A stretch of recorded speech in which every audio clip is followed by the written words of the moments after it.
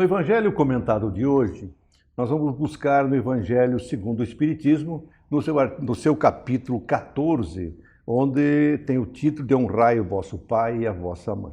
E juntamente com o Daniel, nós vamos procurar trazer em palavras simples para o nosso melhor entendimento e, quiçá, colocarmos na vivência do nosso dia a dia.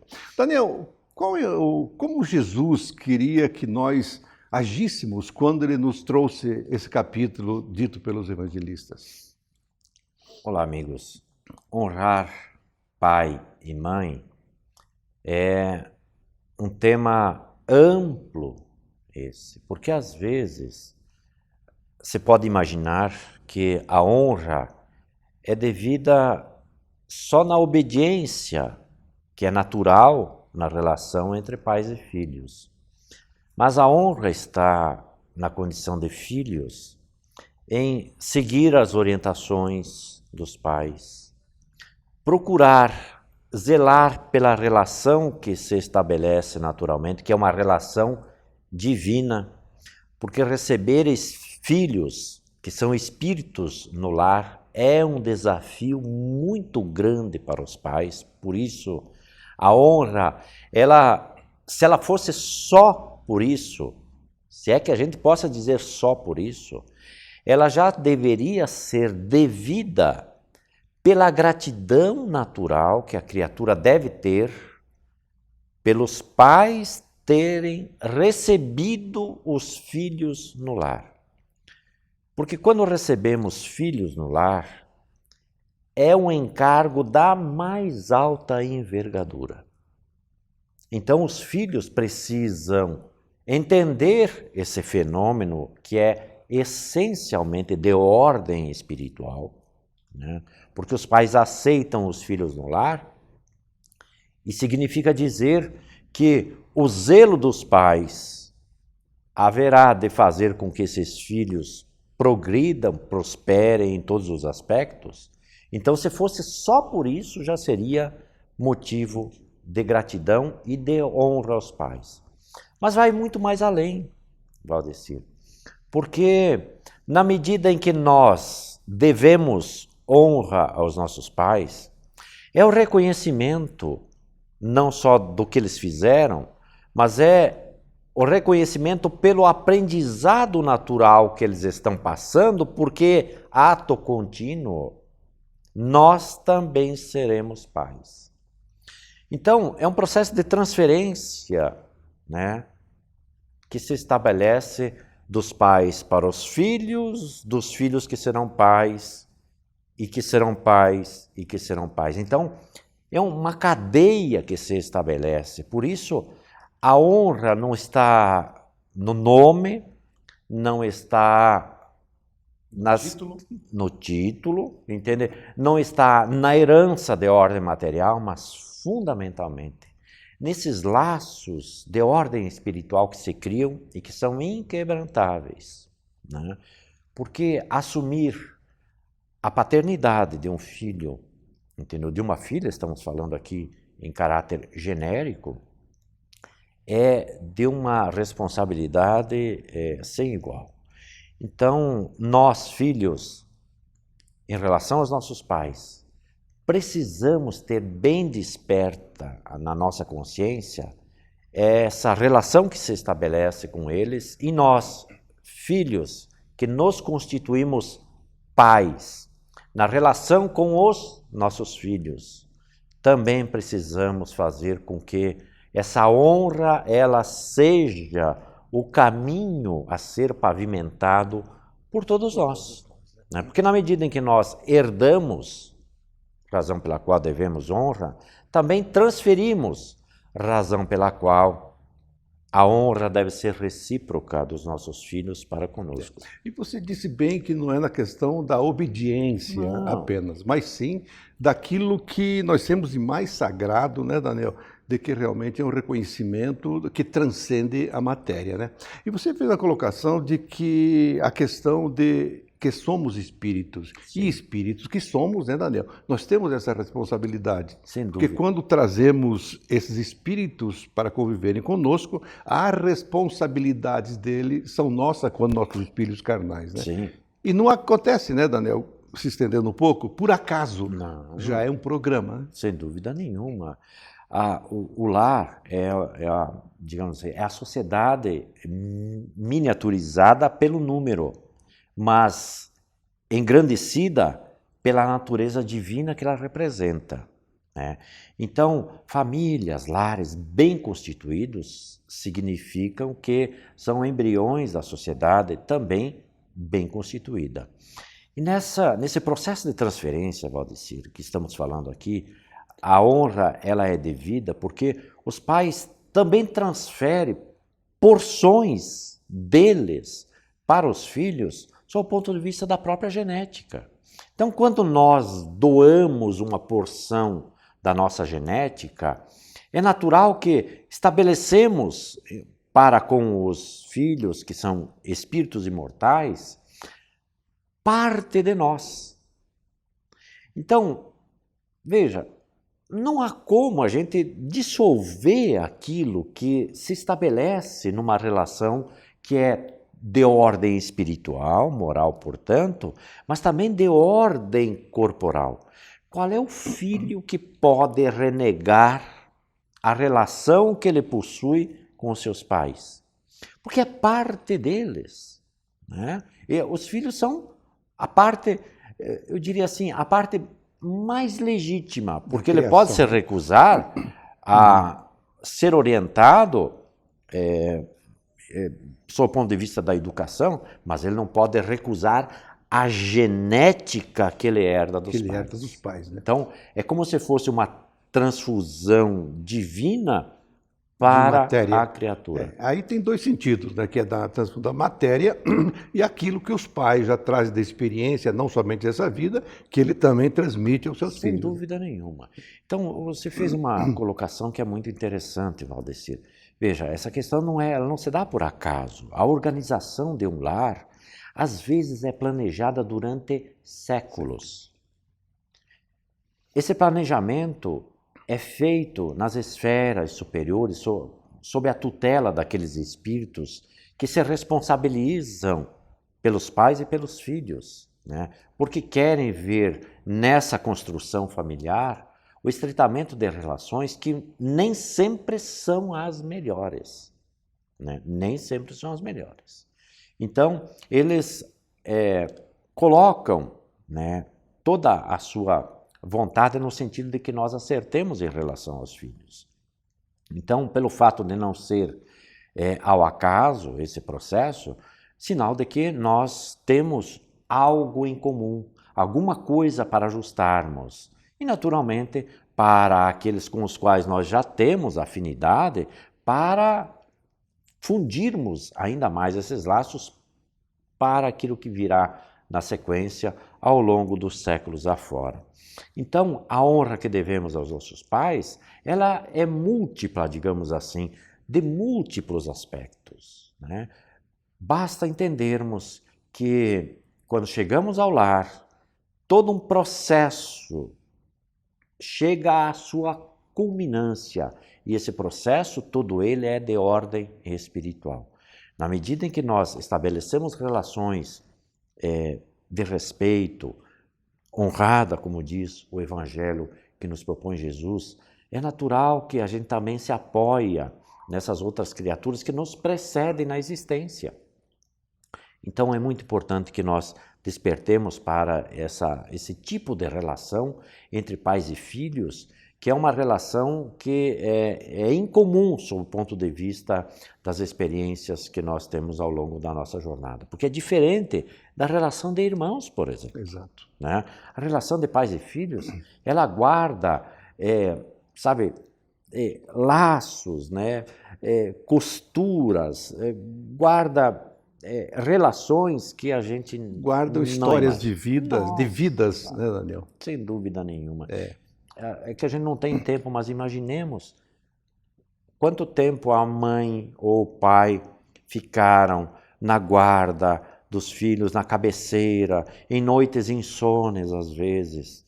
Quem que paga isso? Né? A gente precisa entender que é uma relação que vai se fundindo, razão pela qual a necessidade de honrarmos nosso pai, nossa mãe e a relação que se estabelece com eles é, sem dúvida nenhuma, a nossa grande obrigação e o nosso dever espiritual para com eles. Quando nós vemos e dizemos e entendemos através do Espiritismo que o dever é algo que transcende a matéria e é uma virtude que exala da alma, nós podemos dizer, como o Daniel colocou, nós temos o dever de honrar nossos pais, a todos eles e a todo momento, não somente pelo corpo que hoje temos a grata satisfação de tê-lo para podermos trilhar nessa escola e aprendermos cada vez mais com o Mestre Jesus e seus ensinamentos de como viver. É um convite que fica da doutrina espírita para todos nós. O Espiritismo em Palavras Simples volta já já.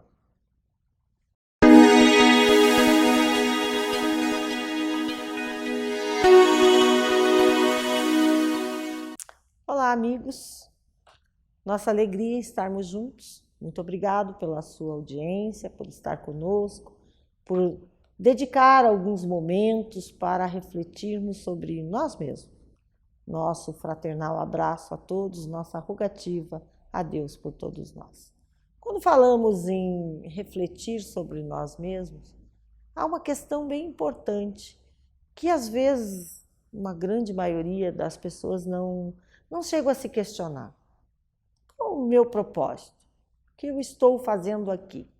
Estou inserida num contexto social, familiar? Qual é o ideal da minha vida?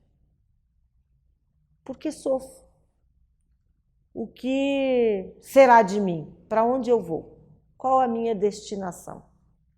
Então, a doutrina espírita, que é essa proposta que fala da nossa essência, de nós, da nossa destinação, da nossa relação do mundo material e o mundo espiritual, vem trazendo para nós profundas reflexões.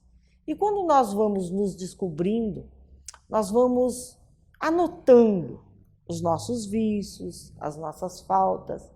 Na verdade, no fundo, muitas vezes nós identificamos um equívoco muito grande em que nós costumamos nos repetir, seja no nosso orgulho, na nossa vaidade, na nossa maneira de ver a vida, na nossa proposta, nas nossas angústias, ou mesmo nas nossas alegrias. Nós vamos registrando e muitas vezes ficamos descontentes conosco.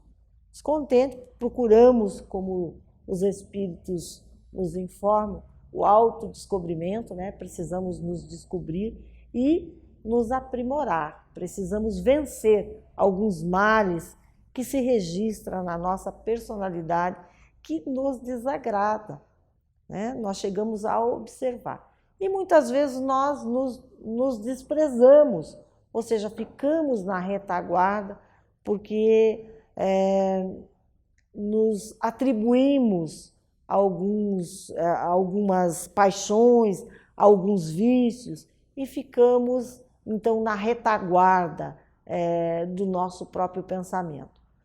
Mas o importante é nós pensarmos que se a gente já fez essa reflexão, já fez essa leitura da vida, se a gente já buscou se conhecer, ou busca se conhecer, né? Busca nos entender qual é os sentimentos que está dentro de nós. Por que sinto isso? Porque às vezes pareço ter tudo, mas nada me satisfaz. Porque sinto uma melancolia, porque um vazio existencial se abate em mim. O que me falta? Aparentemente, nós conseguimos dizer para nós que não está faltando nada. Temos razoavelmente a saúde, temos família, né? Temos um teto, temos o pão do corpo, muitas vezes o pão do espírito, né? É essa a nossa proposta. Buscamos o evangelho, haja visto que os senhores e as senhoras aí estão nos ouvindo nas questões espirituais.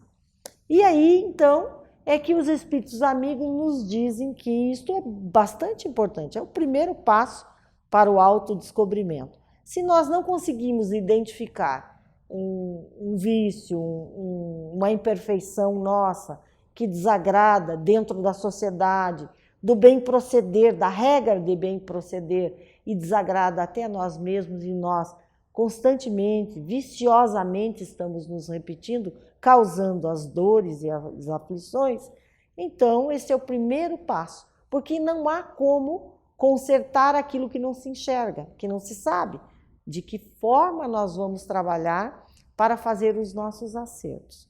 Quando Jesus fez uma proposta bastante interessante, que é pelos frutos que se conhece a boa árvore, Jesus não nos convidou a medir, né, a metamorfose do seu caule, nem as fixações das suas raízes, nem discorreu sobre as suas folhas, ou os galhos que os viajores, andantes do tempo, deformaram, ou de certa forma a tempestade ruivosa veio e retorceu. Não.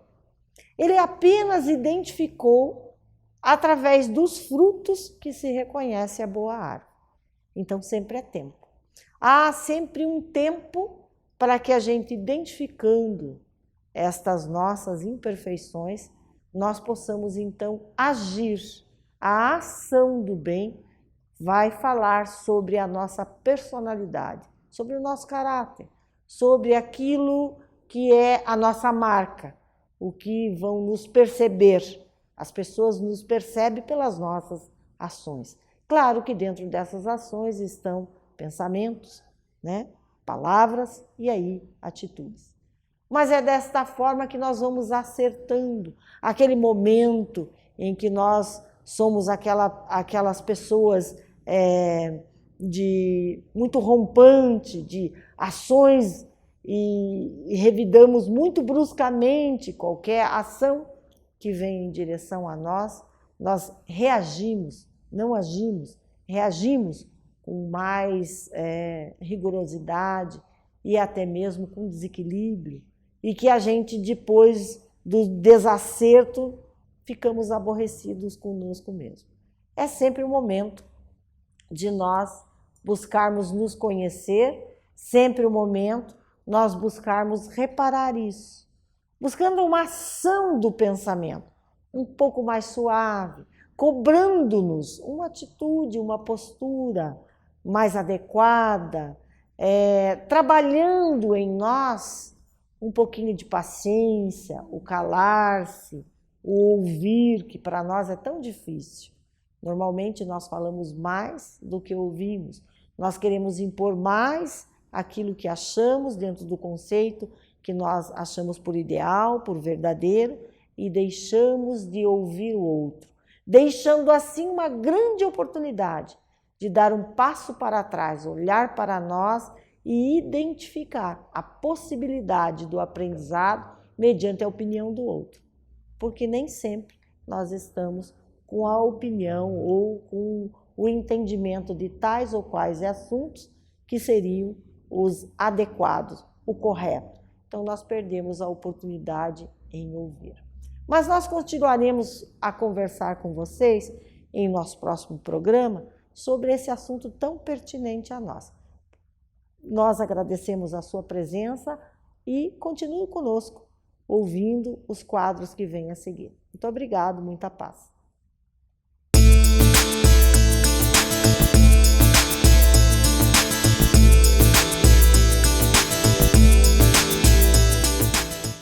Prezados amigos telespectadores, no quadro No Entorno da Mediunidade de hoje, quero tratar do tema Influência Moral do Médium, capítulo 20º do Livro dos Médiuns. A influência moral, de que falarei, tem vinculação com o uso que o médium faz da sua faculdade mediúnica. Independente do aspecto moral do médium, o resultado da comunicação mediúnica depende muito da natureza da mediunidade, da capacidade de compreensão e dos recursos que possui o médium no seu arcabouço intelectual.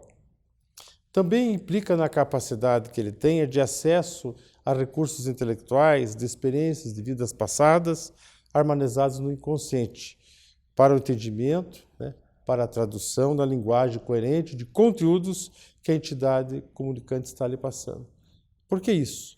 Porque tem comunicações que às vezes vêm em um outro conteúdo, até numa outra língua, e que o médium às vezes se expressa com facilidade, porque ele tem no seu arcabouço, na sua estrutura, né, na sua multipersonalidade de experiência anterior, esse conhecimento. Se a mediunidade é intuitiva, levará mais em conta os conhecimentos e recursos atuais da vida atual que o capacitam a entender as intuições que recebem, para estruturar o conteúdo e transformar num sentido compreensível pelas pessoas que recebem a mensagem. Eu recebo a intuição de um tema, eu tenho que ter capacidade de compreender, interpretar para traduzir na minha linguagem. Se for uma escrita mecânica, ou aquela psicofonia inconsciente que o médium não sabe, ele tem que ter essa capacidade também de acessar a sua memória no perispírito, né? Porque ele está no estado de inconsciência, para lá, naquele papel, traduzir, interpretar também e trazer a comunicação. Sob a influência moral do médium, o item 226 do Livro dos Espíritos, desse capítulo 20º, aliás, parte 2ª do Livro dos Médiuns, ele foi estruturado em forma de questões feitas por Kardec e respostas dadas pelo espírito de Erasto. Inicia assim. Kardec pergunta: o desenvolvimento da mediunidade está em razão do desenvolvimento do médium? Vamos ver o que Erasto diz. Não, a faculdade propriamente dita relaciona-se com o organismo. É independente do moral, não ocorre o mesmo com o seu uso, que pode ser mais ou menos bom, segundo as qualidades do médium. Kardec continua: sempre foi dito que a mediunidade é um dom de Deus, uma graça, um favor. Porque, pois, não é privilégio dos homens de bem, e porque se vêem pessoas indignas que delas são dotadas no mais alto grau e que dela fazem mau uso? Se nós olharmos todos os dons que as pessoas trazem no nascimento, nós vamos imaginar já o que Erasto respondeu. Erasto coloca assim, ó: todas as faculdades são favores dos quais devem render graças a Deus, pois há homens que delas são privados. Podereis também perguntar: por que Deus concede uma boa visão aos malfeitores, destreza aos gatunos, eloquência para aqueles que delas se servem para dizerem más coisas? Ocorre o mesmo com a mediunidade. Pessoas indignas delas são dotadas porque têm mais necessidade do que os outros para se melhorarem. Continua Erasto: pensais que Deus recusa os meios de salvação aos culpados? Multiplica-os sob seus passos, lhes coloca nas mãos e a eles cabe disso se aproveitarem. Judas, o traidor, não fez milagres e curou os enfermos como apóstolo. Deus permitiu que tivesse esse dom para tornar sua traição mais odiosa. Então nós estamos vendo nessas questões, né, que o mau uso, que o uso da faculdade mediúnica é uma escolha do indivíduo. Ele recebe o dom e a usa do jeito que Deus ainda concede esse dom para que ele aproveite a oportunidade de crescimento. E às vezes ele usa para o lado contrário e vai se comprometer naturalmente. Então a faculdade, o mau uso da faculdade mediúnica, quem faz isso engana a si mesmo. Está se comprometendo e criando problemas para si. O indivíduo que tem a mediunidade desenvolvida, ele tem um recurso a mais que qualquer outro para se esclarecer. Ele podia usar isso no benefício do seu crescimento espiritual, atuando na direção do bem. O mau uso vai trazer o quê? Consequências, vai penalizá-lo e as companhias que o mau uso carrega, né? Como consequência, então, imediata desse mau uso, estão essas companhias espirituais que vêm assessorar o médium e o pior é incentivá-lo a se comprometer ainda mais com o uso inadequado, ou seja, imoral, antiético, etc. É o efeito natural da lei de sintonia. Os bons médios se afinizam com os bons espíritos e os viciosos e mal intencionados com os espíritos inferiores. Kardec continua na sua questão sobre a influência moral do médium. que é o item 6. Uma vez que as qualidades morais do médium afastam os espíritos imperfeitos, como ocorre que um médium dotado de boas qualidades transmita respostas falsas ou grosseiras? Veja que interessante. Como é que pode um médium dotado de boas qualidades transmita questões falsas e grosseiras? Então Erasto faz um alerta sobre o fato do que é que nós sabemos sobre o médium. Vamos ver o que ele diz. Conheceis todos os recessos de sua alma? Aliás, sem ser vicioso, pode ser leviano e frívolo.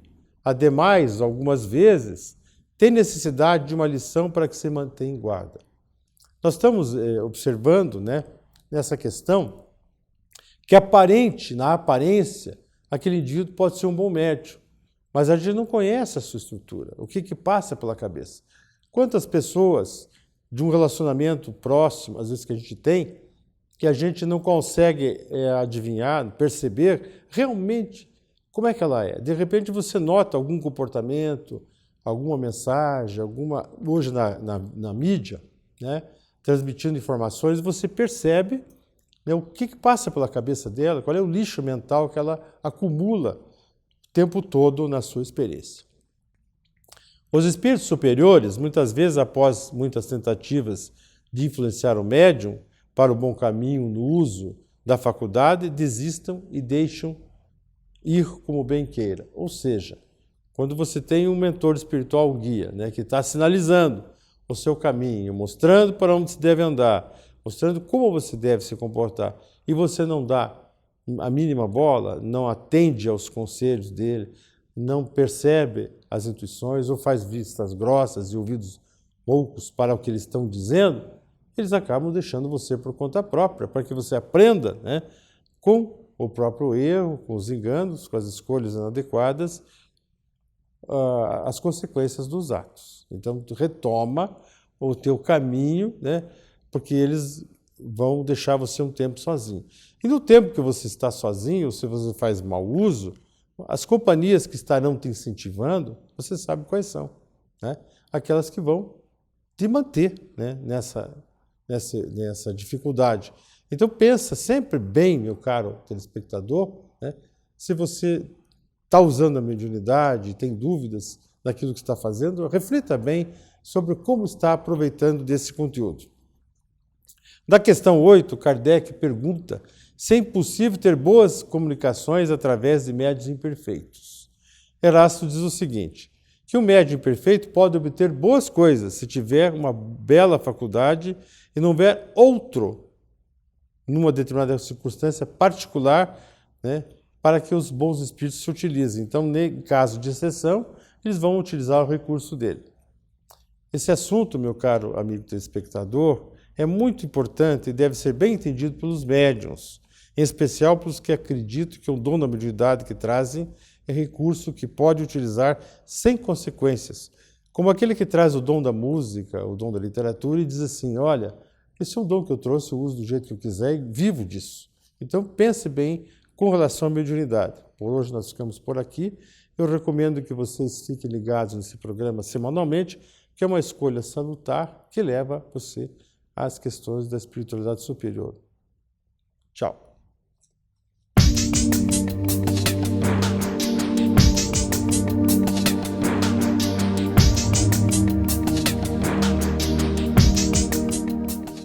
Olá, amigos.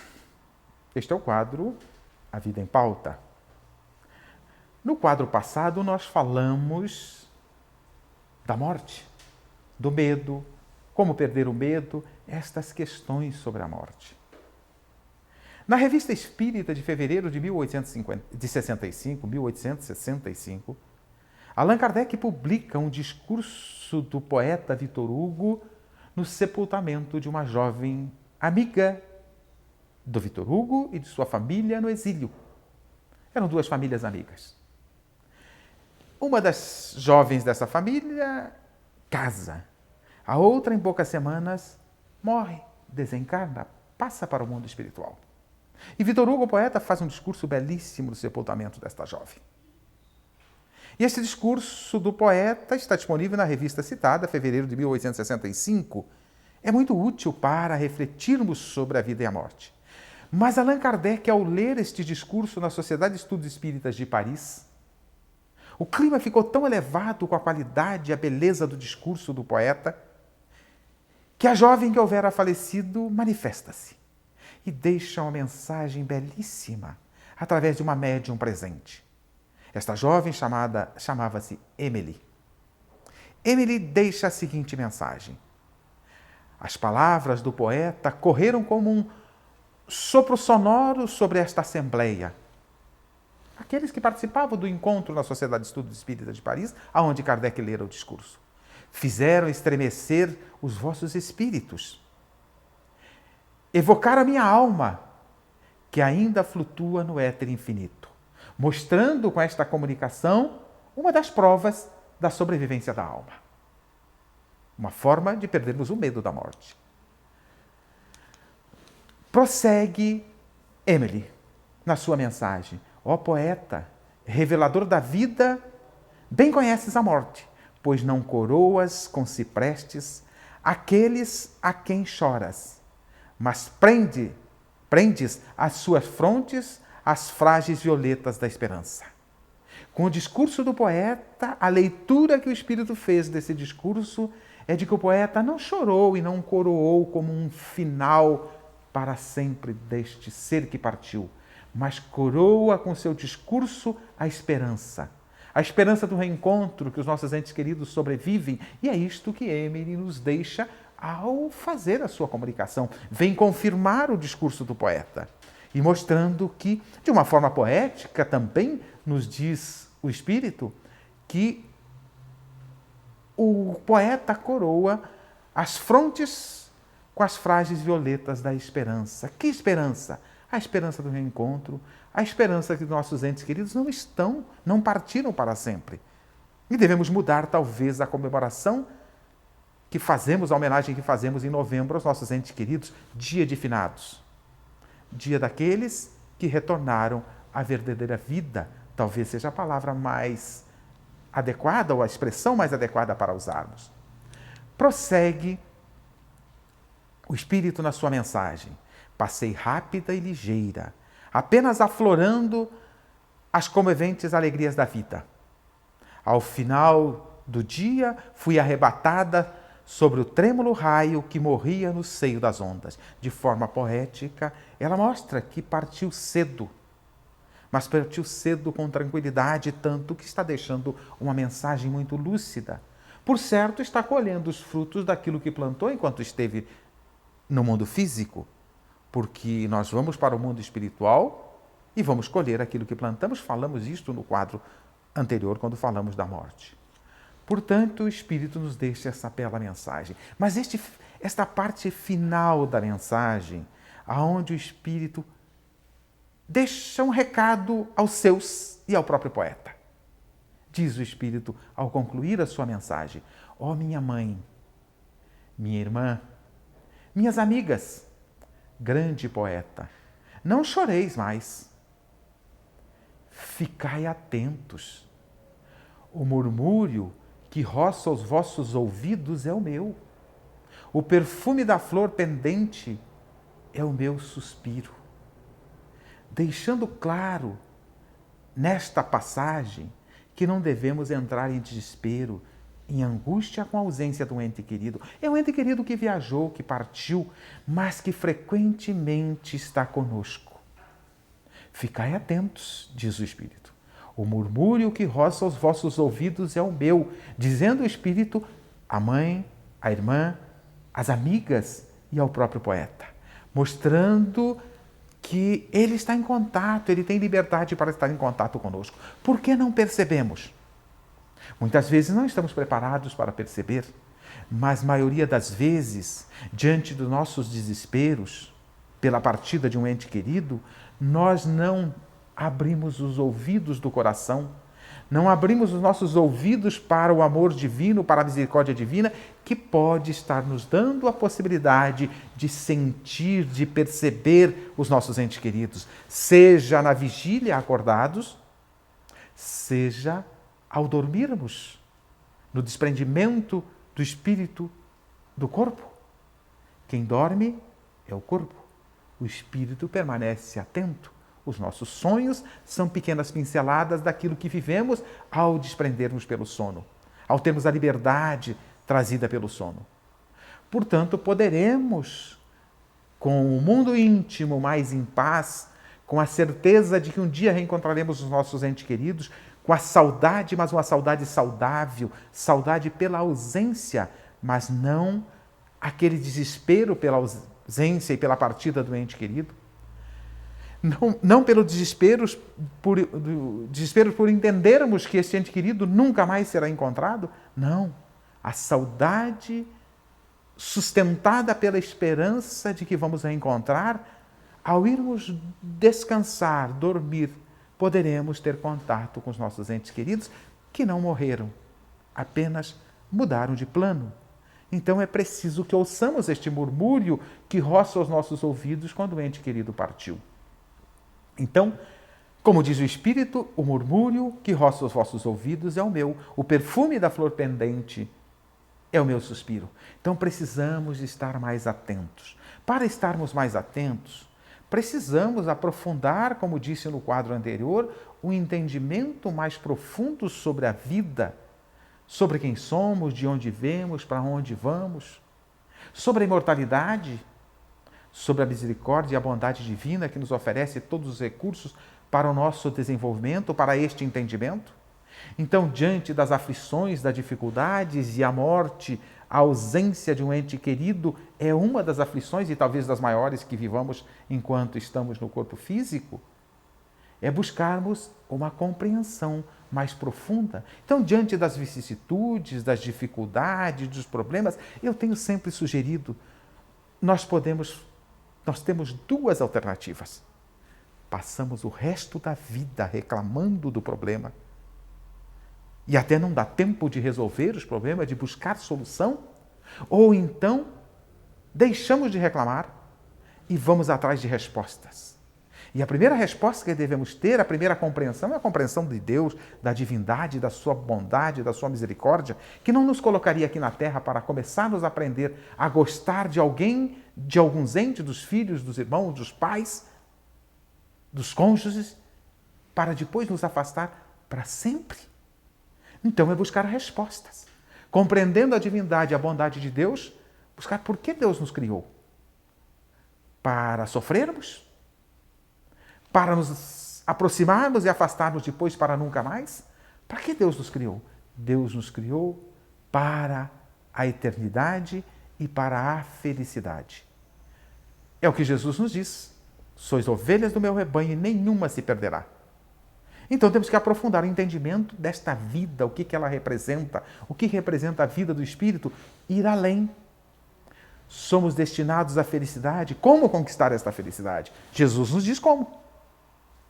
Pela prática do bem, pelas escolhas que fazemos, buscar ao trabalhar em nós este crescimento. As ferramentas que Jesus nos traz é para encontrarmos a felicidade.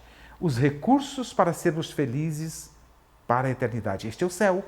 Então, o céu que buscamos está sob nossa responsabilidade. Os recursos estão aí disponíveis no Evangelho de Jesus.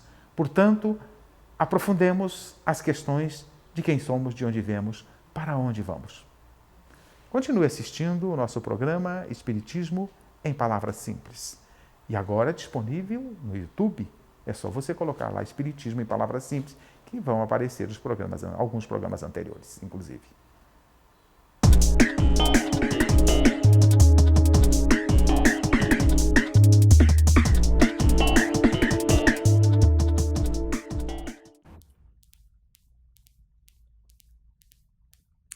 Olá, esse é o quadro Espírito Jovem. Nós abordamos sempre reflexões a respeito dos nossos hábitos, nossas atitudes, nossos comportamentos, entendendo que a soma dos nossos hábitos, atitudes, comportamentos, conhecimentos é o que nós entendemos por educação no conceito de Allan Kardec. O amigo pode imaginar a quantidade de dúvidas que a ciência tem em relação a uma série de eventos e fatos que acontecem no nosso dia a dia. Em diversas situações, deparamos com ocorrências, com histórias, que a ciência, no seu bloqueio atual, ou seja, até onde ela tem como verdade já esclarecida e aceita, não consegue explicar. Ainda há poucos dias, saiu a seguinte notícia que eu peço licença aos amigos para dar uma pequena lida aqui. Um estudante nigeriano, Nigéria, vem quebrando recordes em sua universidade no Japão. Ele, pobre, sem condições, conseguiu pleitear uma vaga para estudar uma universidade japonesa. Ele, negro, foi aceito. E, para a surpresa dessa universidade, o seu desempenho, as suas notas são extraordinárias.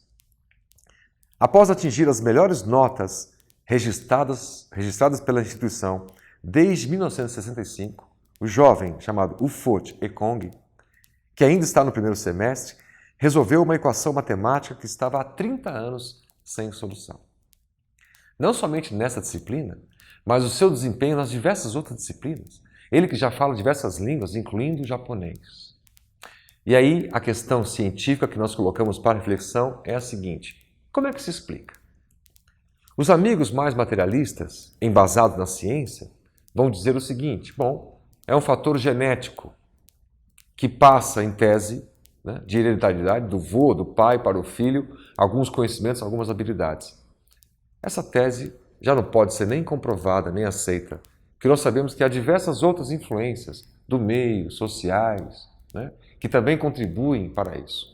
A genética por si só não explicaria uma sequência de gerações sem nenhum evento especial e de repente um filho para lá de brilhante. Também a sociologia tem as suas limitações para explicar isso. Quando nós imaginamos que na visão sociológica o ambiente pode influenciar sobremaneira a vida que uma pessoa pode ter, fato que obviamente acontece, mas não explicaria tudo. O ambiente que Ekong viveu é de extrema pobreza, de ausência, de falta, de acesso básico ao básico do conhecimento. E mesmo assim, ele no princípio da sua juventude se mostra um ser humano, uma alma, um espírito extremamente capaz, extremamente inteligente. Então, estão por terra ou caem por terra a informação de que a genética poderia ter sido contributiva para isso e a informação de que o ambiente da sociologia poderia ser a explicação para isso. Qual outra explicação que nós teríamos? Aí que entra a corrente das filosofias muito mais orientais do que ocidentais, mas diversos outros pensadores ocidentais que aceitam e acreditam na possibilidade da reencarnação. Lembrando que essa palavra reencarnação foi cunhada por Allan Kardec, mas a lógica em si não foi criada por ele nem pelos espíritas. Acreditar de que a alma pode voltar a habitar um corpo depois da morte é conhecido desde a nossa história, da história conhecida.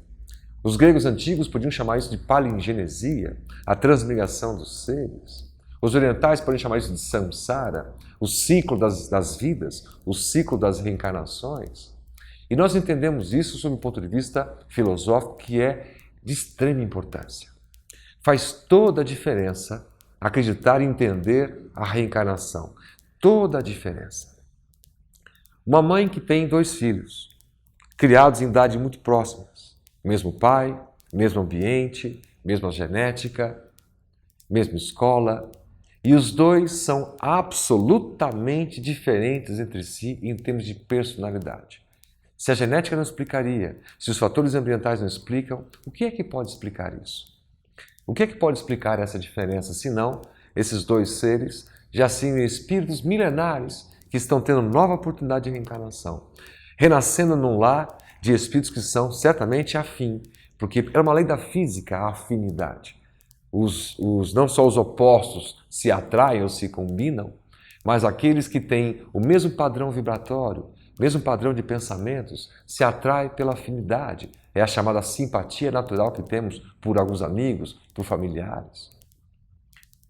Se entendemos desse ponto de vista, nesse mesmo exemplo, que um dos 2 filhos dessa mesma mãe nasce com problemas físicos graves e o outro irmãozinho é plenamente são.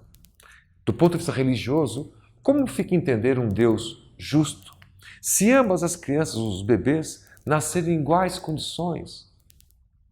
Se pai e a mãe são os mesmos, só que uma criança tem uma série de limitações físicas e a outra é plena e sadia. E, crendo em Deus, como entender um Deus e a sua justiça plena neste exemplo? Numa visão mais ampliada, a da reencarnação, nós entendemos que esses espíritos vêm lutando há muitas gerações, vêm aprendendo através das vidas sucessivas, né? Através dos fracassos, dos acertos, das provas, das dificuldades, das alegrias, dos sofrimentos, vêm se moldando, moldando os seus caracteres, moldando sua inteligência. E conforme a assertiva espírita, lá na questão 780 de O Livro dos Espíritos, conforme nós vamos evoluindo nossa inteligência, nós vamos tendo mais capacidade para discernir entre o certo e o errado, entre o bem e o mal. E quando nós compreendemos, usando a inteligência, que a sociedade precisa de amor, não só o amor platônico, aquele amor filosófico, mas o amor traduzido no dia a dia. Amor querendo dizer que você, ao descer no teu prédio, no condomínio, você cumprimenta o seu porteiro, você cumprimenta, sabe o nome dele, se interessa por ele, pela história dele. A moça que trabalha no prédio, né, lá da limpeza, não é somente uma moça ou uma senhora, ela tem um nome, ela tem uma vida, e você, em nome do amor, se interessa por ela, respeita as suas diferenças. E assim, esse respeito no trânsito, no dia a dia, na convivência, nas filas de banco, né? Essa tua atitude, esse teu hábito demonstrará o grau de adiantamento moral que você se encontra, ou seja, o uso que você faz da tua inteligência. E só a reencarnação que dá essa possibilidade, porque numa vida apenas é impossível nós termos todo o conjunto de aprendizados, ainda mais esses aprendizados psicológicos, comportamentais. Como eu devo me portar em tal situação?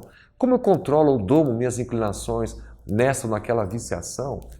Imagina que numa vida só, aqueles que tiveram a ocorrência de desencarnar antes ou muito cedo e nem a oportunidade de aprender muitas coisas tiveram. Então não entendemos, acreditando em Deus, que haja justiça sem a reencarnação.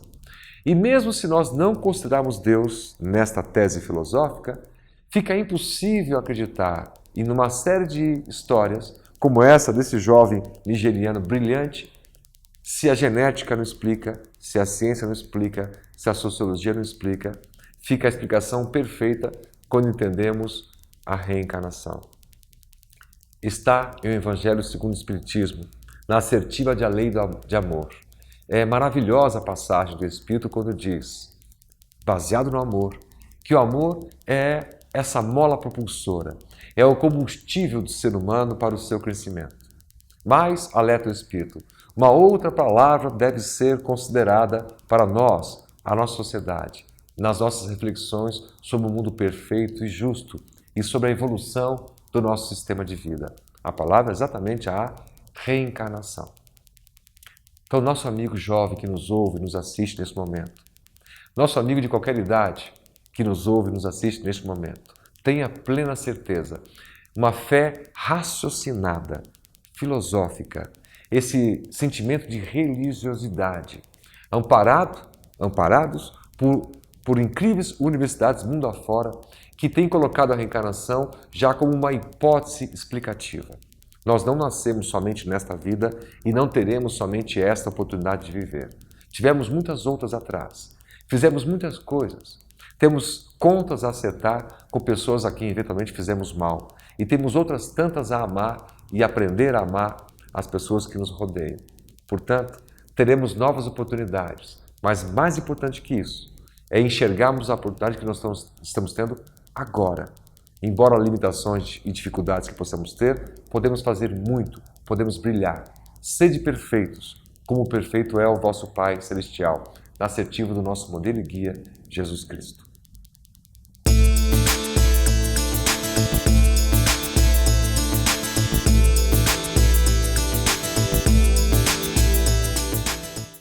Muitos nos perguntam como identificar espíritos. Essa pergunta é muito interessante para nós religiosos. Por quê? Porque nós estamos vendo, está aí palpável, não há como discutir. 2/3 da humanidade são formados por espíritos inferiores. Esses espíritos inferiores, nós podemos incluir os obsessores, os nossos inimigos gratuitos, como aqueles espíritos adoentados, atormentados, enlouquecidos, que não são necessariamente maus, são desequilibrados. E então nós vemos hoje, com essas realidades que estão aí palpáveis, que eles atuam em dois planos. No plano espiritual sobre o plano material e muitas vezes também do plano material para o plano espiritual. Foi por isso que Allan Kardec, preocupado com essa questão, quando escreveu o Livro dos Médiuns, no capítulo 10, ele nos falou da natureza das comunicações. Por quê? Porque existem espíritos entre os obsessores que são muito cultos e eles tentam nos enganar de todas as formas possíveis. Allan Kardec, então, debaixo dessa preocupação, nos mostrou que a melhor maneira da gente identificar os espíritos obsessores, normalmente quando eles vêm para as nossas reuniões mediúnicas, para não tomar, não roubar o nosso precioso tempo, é identificá-los através da natureza das comunicações. Isso aí é de uma beleza muito grande. Todo espírita tem que estudar essas passagens, onde Allan Kardec nos mostra que as mensagens podem ser grosseiras, podem ser frívolas, podem ser sérias e podem ser instrutivas. Quando a gente vê um espírito com uma linguagem chula, muito primária, a gente imediatamente percebe que é um espírito grosseiro, então não vamos aceitá-lo. Por mais que ele se diga uma autoridade, use um nome pomposo, conhecido, ele não pode ser aceito, porque são mensagens grosseiras. Assim também como as mensagens frívolas, que não dizem absolutamente nada, apenas são melífluos, tentam nos enganar para roubar o nosso tempo, mas não constrói coisa alguma. Então, são renegados, não são aceitos. Existem aqueles espíritos que nos trazem, que são espíritos bondosos, mensagens sérias, mensagens que ensinam alguma coisa para o momento, para as pessoas que estão num determinado grupo. São mensagens que têm uma aceitação relativa. E existem as mensagens instrutivas. Essas são as mais importantes. São aquelas mensagens que trazem um conteúdo educativo. Essas são as mensagens que nós temos aí nas obras, as muitas psicografadas, não só por Chico Xavier, mas por Divaldo Franco, por Raul Teixeira, por Ivone Pereira, por Zilda Gama. São as mensagens que nos edificam para a vida, para a eternidade, que nos educam sob as luzes do Evangelho. São as mensagens instrutivas. E a gente percebe que isso é tão importante que já na época do Cristo, João, o evangelista, na sua primeira epístola, no capítulo 4, ele chamou a atenção para a gente a respeito dessa verdade. Irmãos, verifiquem se os espíritos vêm de Deus, porque eles podem não vir, eles podem representar o mal. E avança ainda nos advertindo que muitos falsos profetas já existiam naquela época. Muitos espíritos perversos já se manifestavam contra o espírito de verdade, a falange do anticristo, como ele deixou muito claro, dizendo que eles já estavam atuando desde aquele período e que atuariam através dos tempos. Paulo de Tarso, o grande apóstolo, quando ele escreveu para os Hebreus, ele deixou muito claro, ele chamou a nossa atenção para essa realidade. Ele nos disse que nós estamos rodeados por nuvens de testemunha. Veja o que é impressionante. Nuvens, ou seja, uma quantidade incontável de entidades que nos vigiam para nos pegar, para nos derrubar através dos nossos campos enfraquecidos da nossa subconsciência, onde se formam os padrões, os atrativos que nós chamamos de tentação. E Paulo, então, nos advertiu a respeito dessa realidade, que nós somos cercados por essa nuvem de espíritos perversos, obsessores, que querem nos prejudicar, que querem tirar a gente dos caminhos da luz. Vejam como isso é extraordinário. Bezerra de Menezes tem muitas mensagens, normalmente as das últimas recebidas nos tempos mais chegados para a nossa época, em que ele nos adverte dos riscos que existem, porque muitos espíritas estão se deixando perder porque não estão vigilantes, não estão sabendo separar que espíritos grosseiros que se manifestam, separar os espíritos frívolos dos espíritos sérios, dos espíritos instrutivos.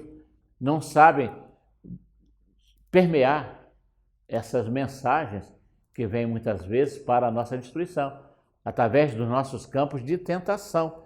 E Bezerra chama muita atenção, mostrando que nós estamos vivendo a época mais difícil de toda a humanidade, que nós, os espíritos, precisamos estar atentos para as manobras insidiosas dos espíritos imperfeitos, obsessores, e muitas vezes até dos doentes, que passam as suas doenças para nós através dos campos mediúnicos. Joana de Ângeles, através da psicografia de Valdo Franco, nos mostra claramente como essas coisas se dão. Ela diz textualmente, em muitas mensagens, nos últimos livros, de forma advertidora, com advertências muito fortes, que nós somos seres bidimensionais. Nós temos que viver a vida com a intensidade que o desejarmos, mas temos que estar atentos às nossas necessidades espirituais, nos aculturarmos com o Evangelho para não cairmos nas tentações, porque ela deixa claro que muitos espíritas estão morrendo mal. E, inclusive, não há benfeitores para tratar de tantos espíritas que estão fracassando em suas vidas. Por quê? Porque estão se entregando às tentações. Estão excessivamente preocupados com o acúmulo de bens, com os carrões importados, com as roupas de grife, com o luxo, com o conforto excessivo, e nisso perdem o contato com as suas realidades espirituais, deixam de se preocupar com a sua formação interior e, consequentemente, também deixam de viver com dignidade, porque vivem presos a esses tipos de ambições. Se prendem a essas ambições e não percebem que estão caindo numa cilada, não percebem que estão se deixando levar para o túmulo dos seus ideais e vão perder as existências. E então Joana nos fala, nos adverte e lembra que nós precisamos estar sumamente atentos para as tentações dos nossos dias. Chico Xavier, uma vez conversando intimamente com alguns companheiros, e nós estávamos presentes, também se referia a essa preocupação dos espíritas, normalmente dos espíritas, da sociedade de uma forma geral. Mas a nós importa é o nosso movimento, a nós que somos espíritas. E ele chamava a nossa atenção, mostrando que nós precisávamos estar atentos às nossas necessidades espirituais, porque todos nós vamos desencarnar. Isso é um princípio inelutável das leis de Deus. Quem é que fica para a semente, como diz o ditado popular? Ninguém fica. Todos nós vamos, de maneira irremediável, morrer. A morte é a única regra para a qual não existe exceção. Daí a importância de nós vivermos como seres físicos, com as nossas necessidades materiais, e a justiça de Deus nos permite ter o conforto que nós merecemos ter, pelo resultado do nosso trabalho honesto, mas nós temos que estar muito preocupados com a conquista dos nossos valores espirituais, como Jesus nos pediu, para acumular tesouros nos céus. E então Chico Xavier, educadamente, humildemente, nos chamava a atenção para o fato, dizendo que uma das coisas que mais o preocupava é que quando determinados espíritas que fracassaram em suas vidas, quando voltavam depois de um processo demorado de sofrimento, para chamar a atenção para o tempo perdido. Então Chico concluía dizendo que uma das coisas que mais preocupava os espíritas desencarnados, que haviam fracassado, era a perda de tempo. Portanto, meus irmãos, vivamos a vida intensamente, tanto quanto possível, mas não percamos tempo na conquista dos nossos valores espirituais.